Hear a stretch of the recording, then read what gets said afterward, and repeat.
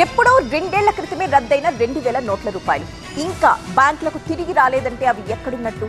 కొంతమంది వాటిని ఎందుకు ఇంకా దాచుకున్నట్టు? ఇప్పుడు వాటిని మార్చుకునే అవకాశం ఉందా? 2000 కరెన్సీ నోటును రిజర్వ్ బ్యాంక్ ఆఫ్ ఇండియా ఉపసంహరించుకుని దాదాపు 20 నెలలపైనే అయింది. చలామణిలో ఉన్న వాటిలో 98.18% నోట్లు తిరిగి బ్యాంకులకు చేరాయి. అయినా ఇంకా 6400 కోట్ల విలువైన 2000 రూపాయల నోట్లు ప్రజల చేతుల్లోనే ఉన్నాయి. 2000 నోటును ఉపసంహరించుకుంటున్నట్లు 2023 మే 19న ఆర్బీఐ ప్రకటించింది. ఆ నిర్ణయం వెలువడే నాటికి 3,56,000 కోట్ల విలువైన నోట్లు చలామణిలో ఉన్నాయి. 2000 రూపాయల నోట్లను తొలుత బ్యాంకుల్లో మార్చుకునేందుకు, డిపాజిట్ చేసేందుకు 2023 సెప్టెంబర్ 30 దాకా ప్రజలకు అవకాశం ఇచ్చారు. తర్వాత ఆ గడువును మరో వారం పొడిగించారు. ఆ తర్వాత నుంచి రద్దయిన 2000 రూపాయల నోట్లను ఆర్బీఐ ప్రాంతీయ కార్యాలయాల్లో మాత్రమే స్వీకరిస్తున్నారు.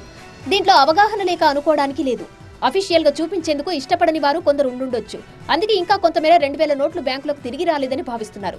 ఇప్పటికీ ఆర్బీఐ ప్రాంతీయ కార్యాలయాల్లో నోట్ల మార్పిడి, డిపాజిట్ కు అవకాశం ఉందంటోంది రిజర్వ్ బ్యాంక్. రీజనల్ ఆఫీసులకు చేరుకోలేని వారు పోస్టల్ డిపార్ట్మెంట్ ద్వారా ఆయా కార్యాలయాలకు పంపొచ్చు. రద్దయిన 2000 నోట్లు చిత్తు కాగితాలేం కావు. అధికారికంగా మార్చుకునే ఆఫర్ను ఓపెన్ గానే ఉంచింది ఆర్బీఐ.